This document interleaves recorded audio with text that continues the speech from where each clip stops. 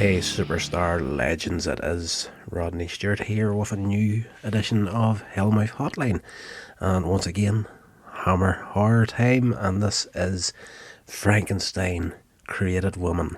So check out the show and I hope you enjoy it.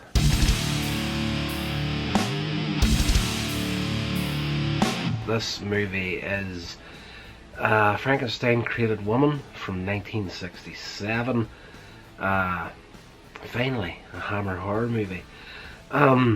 This one stars Peter Cushing as Baron Frankenstein. We've got Susan Denberg, Farley Walters, Robert Morris, Duncan Lamont, Peter Blythe. It's directed by Terence Fisher. This movie here, it's been a running commentary for me throughout the majority of the films in the Hammer box set, that a lot of them are hard work to get into, slow burners. This one here, not so much. Absolutely brilliant. It starts out with a criminal being executed via guillotine, and it's witnessed by a small boy.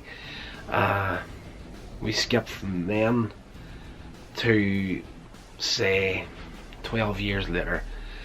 The boy's grown up and he's an assistant, kind of the assistant to the assistant of Baron Frankenstein.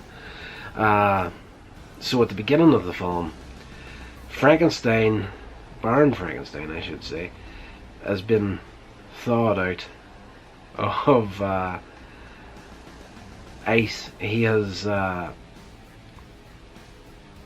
He's trying to prove that the soul does not leave the body on the point of death, and that the body can be reanimated after a certain amount of time. So the film, basically, whenever he's introduced onto it, his assistant opens up this massive big freezer, which is like, the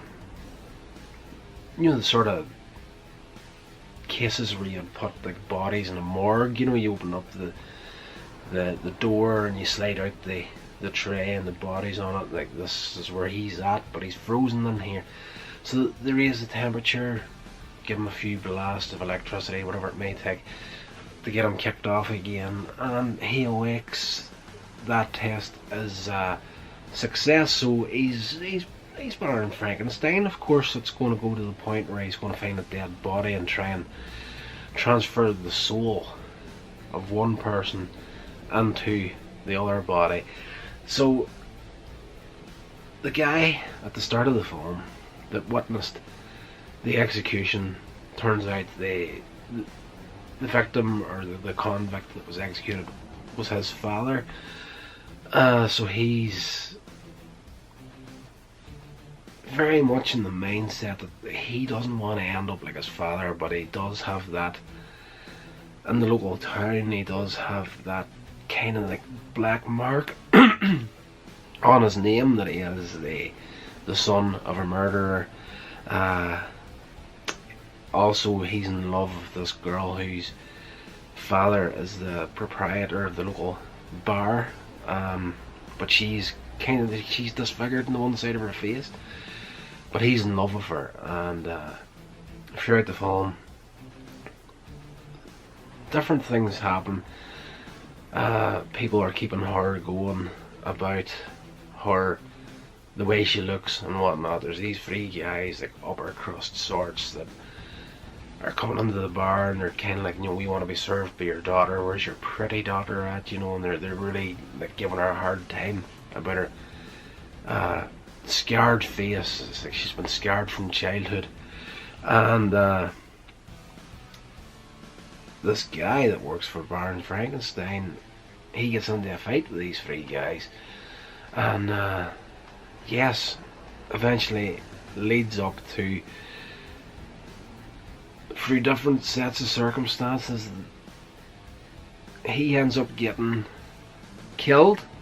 He dies at one point in the film, and the girl, being completely heartbroken as the loss of the man she loves, throws herself into the river and kills herself. So during this time, Baron Frankenstein has gotten hold of the body of the young man that worked for him, and him and his assistant keep him to the one side, keep him on ice, and they discover that this girl has also died. So he comes up with the idea of transferring the guy's soul into her body, essentially. So the three guys that were tormenting the young girl at the start of the film are the targets of this new Frankenstein's monster. This girl with the soul of the guy that loved her. It is the thing about the Frankenstein monster is it's an incredibly tragic character, and one that you feel a lot of sympathy for, because it's none of it was his choice. And again, in this movie we get a character who once again is probably more of a tragic character than what the original monster was. So by the end of the film, Baron Frankenstein is trying to chase the monster down. He finds out what's going on. Like two of the three guys have been killed. By the time he gets to the monster, she is ready to take out the last guy, and Frankenstein chases her down to a river, and as pretty much she's figured out